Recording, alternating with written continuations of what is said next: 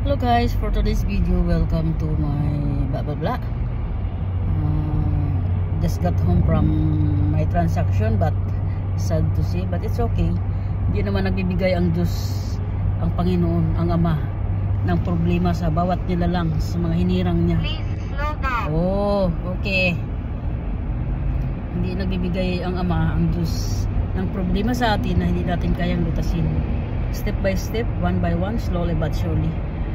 Lord, guide me to a better way of life. Sana pagkaloob mo sa akin ang tamang desisyon mo. Paghihipo po sa taong sino man yung nagawa sa akin ng ganun na ipapahamak lang ako.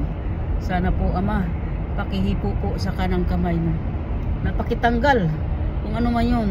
At saka wala akong kalam-alam, wala akong kalaman-laban. I'm ignorant and innocent. Sana ikaw na pong bahala, Ama. Ilayo mo ako at please guide me.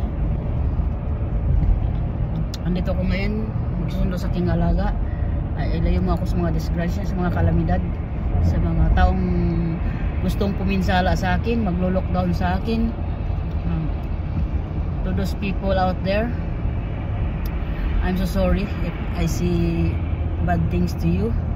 Tao lang po tayo. We are all a human. We are all created by God. Allah is watching us. God is watching us. Allah is watching us. Ang Panginoon ay nakatunghay, nakatingin sa atin kung ano mang ginawa natin.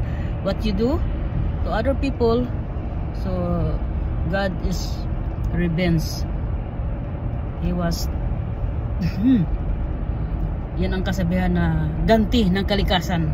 Siya na po ang bahalang maniningil kung ano man yung ipinaratang at ipinapataw mo sa akin. Ikaw na po ang bahala, Ama. Wala po akong, hindi po ako karapat dapat sa iyo dahil ako'y makasalanan. Naway pakihipo po sa taong gustong puminsala sa akin. Yun na nga, ginawa na po niya. Pero sana naman, alam ko po na mabait ka po sa amin. Inako mo po lahat ng mga kasalanan ng mga taong nilalang, lalo na sa mga hinirang mo. Sana ipagkaloob mo sa akin kung kailan mo ipagkaloob sa akin. Kung magpala ka man, isama mo po ako sa iyong pagpapalain.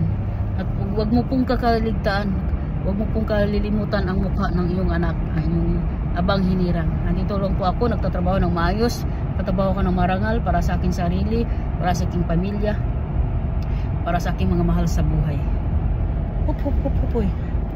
Overspeed na pala ako. Isang daan lang pala dito. Oo. Ikaw na po ang bahala sa kanila, Ama. Sa iyo ko ihabilin ang lahat. Ang buo kong pagkatao, buong sarili ko at ang aking buong sambahayan. Sa iyo ko ihabilin ang lahat. Ikaw na po ang bahala. Maawa ka po sa akin. Ikaw po ang luklukat, awat, biyaya. Pakilapit sa Ama ang aking kahilingan. Naway marinig ng Ama ang aking mga kahilingan. At, may mata. Idugtong mo ako sa iglesia ng pangkalahatan, si Ka Eduardo at ang buong pamilya, at makaakay pa kami ng maraming kaluluwa at nadala namin sa pag-aalaga diya kanimo. Gabayan mo ako, Ama. Ikaw na pong bahala sa akin. Sa ngalan ni Jesus, pinatawad mo ako sa aking mga kasalanan. Sa ngalan ni Jesus, dakila po namin, dakila ko pong tagapagligtas sa amin. Bye-bye, ingat lagi sa trabaho, amping ka mo sa iyong lahat dan, bata matanda, Team Universe, sa aking pamilya, sa aking bigati. Dito lang bunso mong kapatid, nahirapan na, kahit nahirapan, okay lang, kayod pa rin, under processing. Sa aking pamangkin dyan sa New Zealand, ingat lagi, Team Universe, I love you, and that is in this first batch of June. Ma'am Mera and Boss G, salamat sa pagsakripisyo, sa pag-assist sa akin. Maraming salamat sa inyo. Malulutas din natin to. Laban lang.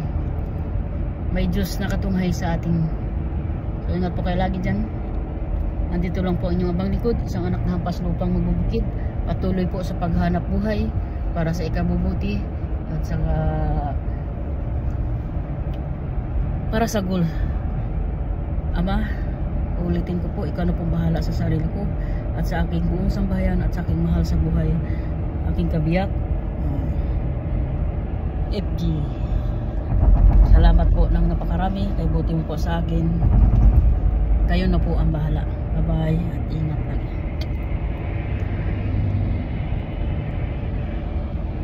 Ay, naku naman agad.